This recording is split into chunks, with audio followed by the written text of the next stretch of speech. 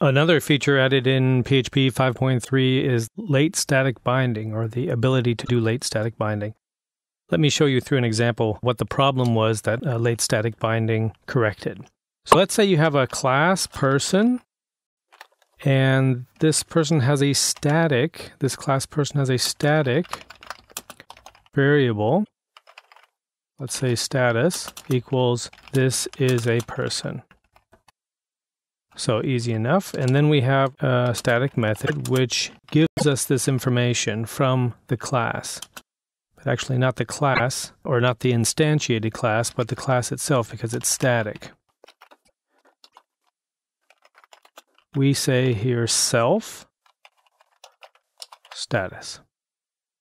So that will work wonderfully.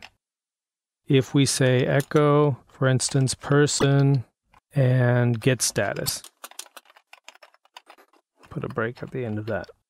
So if we run this, we should see this is a person. And when we run it, we see undefined class constant get status. Of course, because we didn't add this, we'll run it again. And we see this is a person. Now, what if we were to add another class? Let's say employee, which is a kind of person. Therefore, it inherits or extends person.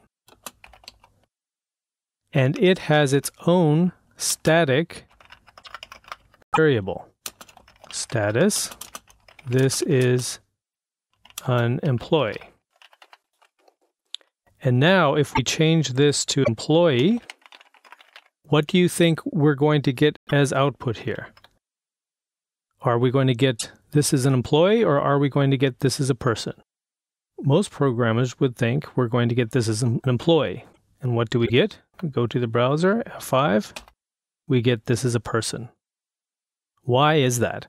The reason is that we haven't instantiated a class so that the self doesn't refer to person. It refers to the highest class in the inheritance, and that is person.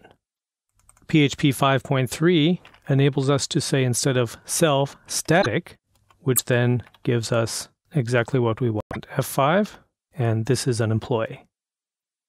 So this is a way to solve the problem that we have had up until PHP 5.3, which didn't allow us to get static variables from classes which inherit other classes. And now in PHP 5.3, we can do that with the static prefix here.